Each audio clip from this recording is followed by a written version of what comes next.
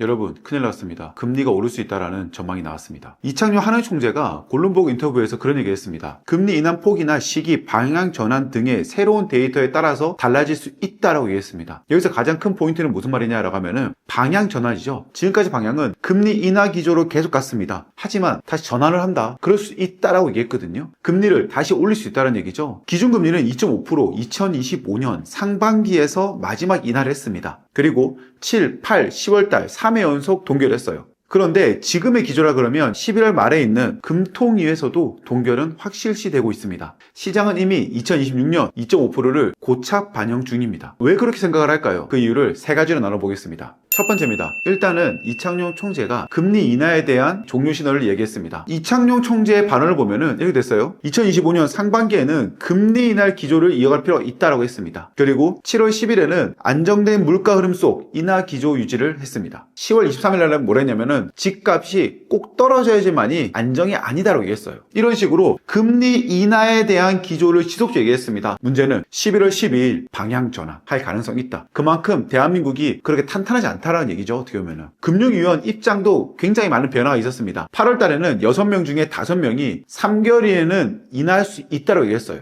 그런데 10월 달에는 4명으로 축소됐습니다. 그뿐만 아니에요. 비둘기파였던 신상원 의원까지 금융불균형 확대 우려라고 하며 경고하면서 매파적인 반응을 하면서 전환했어요. 전문가의 전망도 다릅니다. 하나증권 같은 경우에는 10월 초에는 11월에는 금리가 인하할 것이다 라고 했는데요. 11월 달에는 금리가 동결할 것이다 라고 얘기했습니다. 그리고 내년에는 2.5%에서 한 번만 인하한 2.25%를 유지할 것이다 라고 얘기했고요. 금융투자협회 설문지 같은 경우에는 약 한 85% 정도가 10월에는 동결을 예상한다. 시장에서는 이미 동결로 가고 있는 게 기정사실이에요. 그리고 금리를 지금 당장 내릴 수 없다라는 게 기정사실입니다. 두 번째로는요, 서울 아파트 폭등입니다. 2025년 10월 셋째 주에 서울 아파트 매매가가 0.5% 급등했다고 합니다, 보면은. 그리고 최근 몇 년 사이에 최대폭으로 상승하고 있어요. 연간으로 환산하면은 20% 정도를 육박한다고 하는데요. 굉장히 큰 수치죠, 보면은. 경기, 분당, 과청 등에서 뚜렷한 증가세를 보이고 있어요, 보면은. 그러면서 10월 23일 날 이창용 총재가 뭐라고 했냐면 수도권 주택시장이 과열됐다. 통화정책 면에서도 주택 가격 상승 기대 자극하지 않도록 해야 된다라고 했습니다. 그러니까는 지금의 금리를 움직이면서 주택시장에 어떠한 변수를 주지 않아야 됐다라고 얘기하는 거예요. 10월 15일 대책 이후에도 LTV가 70%에서 40% 하향했죠, 보면은. 그리고 15억 초과 주택 같은 경우에도 대출 한도가 4억으로 줄어들었습니다. 25억 이상은 2억이고요. 그럼에도 불구하고 막차 수요가 증가 폭발했죠. 금리가 내린다 그러면 가격이 더 상승을 할 수 있습니다. 그런 이유 때문에라도 한은에서는 꼼짝조차 못하지 않을까라고 생각합니다. 세 번째로는 환율 급등에 대한 압박인데요. 원달러 환율 현황이 2025년 상반기 때 1,300원 중반이었는데요. 6개월 만에 90원에서 100원이 오른 거예요. 환율이 100원 올랐다. 엄청난 거거든요, 진짜. 다른 것보다도 한국, 미국에 대한 금리 차이도 분명히 있습니다. 한국은 2.5%, 미국은 3.75에서 4% 이렇게 되잖아요, 보면은. 역전폭이 1.25에서 1.5%가 됩니다. 이 수치는 대한민국 역사적으로도 이런 경우가 거의 없었죠, 보면은. 미국은 탄탄하다고 있지만 대한민국은 그렇지 않거든요. 가계부채 엄청나거든요. 그러다 보니까 미국과 한국에 대한 금리 차가 역전이 돼서 굉장히 큰 폭으로 되어 있습니다. 이창용 총재는 뭐라고 했냐면 11월 10일 환율에 너무 많은 요인이 작용하고 있다. 안개가 걷히기 전까지는 방향 확인이 어렵다고 했습니다. 그러면서 변동성을 주시하고요. 과도한 움직임 시 개입할 의향이 있다고 했습니다. 그 개입이란 말이 방향 전환과 비슷한 이야기라고 할 수 있는 것이죠. 금리를 내리게 되면은 환율은 더 오를 겁니다. 환율이 오르면 인플레이션은 커집니다. 다시 금리를 올려야 되나? 라고 하고 있는 이창용 총재의 딜레마이기도 합니다. 우리가 지금까지는 금리는 무조건 내릴 것이다 라고 생각하고 투자를 해왔습니다. 하지만 제가 지금 이야기 드리는 이 세 가지 부분에 대해서도 여러분들은 모니터링을 지속적으로 하셔야 됩니다. 현재 지금 경제가 어떻게 흘러가는지 알아야지만이 우리가 투자를 하면서 절대로 실패하지 않는 투자를 할 거라고 생각합니다. 금리에 대한 방향성 어떻게 될까요? 여러분 생각 어떻게 생각하시나요? 댓글로 남겨주십시오.